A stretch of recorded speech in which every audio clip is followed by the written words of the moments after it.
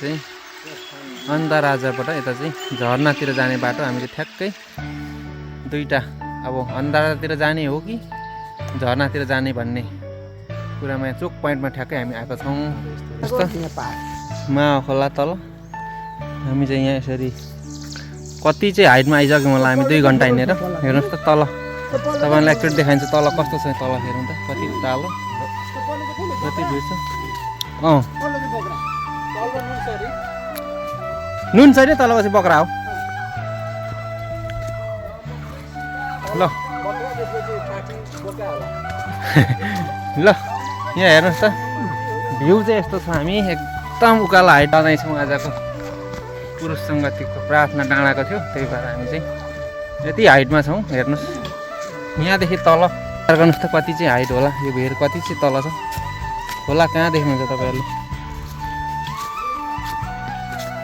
डाँडाको प्रार्थनाको लागि हामी आएको यस्तो रहेछ हो ल दमक चाहिँ त्यहाँ तल पर्छ। दमक हेर्नुहोस् दमक छ यो देखिरहेको छ घामले गर्दा मधुरो देखियो।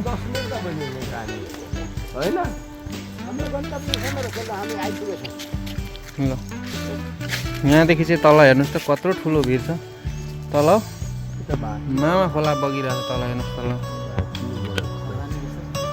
खोला तल बगेको तपाईँलाई देखाउँछु मैले। खोलाको पानी देखिरहेको छ सल्ल कुदेको हेर्नुहोस् ल।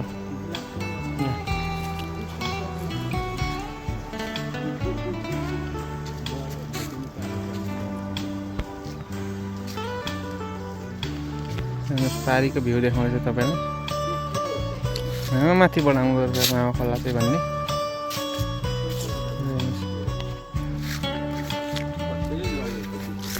हामी चाहिँ अन्धा राजाको दरबारको टुप्पोमा स्थलमा कस्तो रहेछ भनेर दृश्य अवकलन गरेर फर्स्टचोटि गएको त्यस ठाउँमा लिएको तस्बिरहरू चाहिँ यो अन्तिममा लिएको तपाईँहरूको माझ देखाउँदैछु।